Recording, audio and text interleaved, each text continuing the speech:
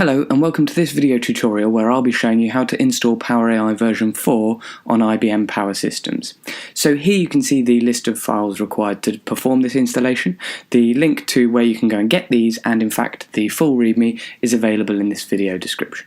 So the first thing we need to do is add the key for the CUDA file, which is Nvidia's graphics library, to apt-get, which you can do with this command here. Then we need to depackage the CUDA repo. So as I said, that's the collection of Nvidia's APIs for GPU development. Once you've done that, if you run apt-get update, so the system picks that up, you'll then be able to do apt-get install CUDA. And this will go ahead and install all of the dependencies you need for the CUDA frameworks and perform the configuration and setup of these libraries. Okay, so once that's completed, the next task is to run sudo dpackage -i for the libcudnn. So cudnn is the CUDA deep neural network tooling, and it's a few functions and performance tweaks specifically for building deep neural networks within CUDA. The next task then is to install the latest driver version, which we can do again with another sudo dpackage -i and then the latest driver. Repeat the process of apt-get update and then apt-get install CUDA-drivers. We'll go ahead and install all of that for us.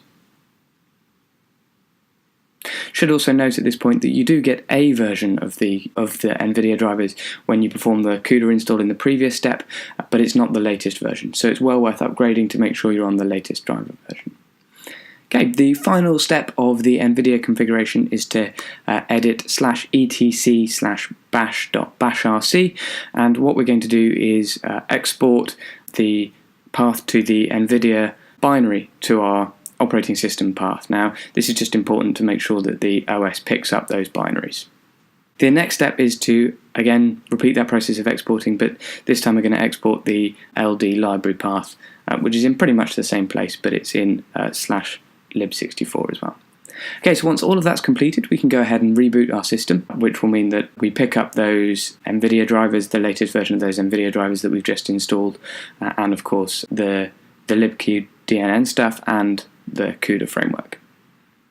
Okay, so once our system's back up, if we go to the directory where we had all those install files again, the final step in terms of installation is to go ahead and install the PowerAI package. So we do that with a sudo dpackage -i mldl repo local and hit enter, and then sudo apt-get update to pick up the fact that we've just added that, and then we can do sudo apt-get install PowerAI. And this will go and install all of the various dependencies, all of the required libraries, and the latest versions of the common popular machine learning frameworks.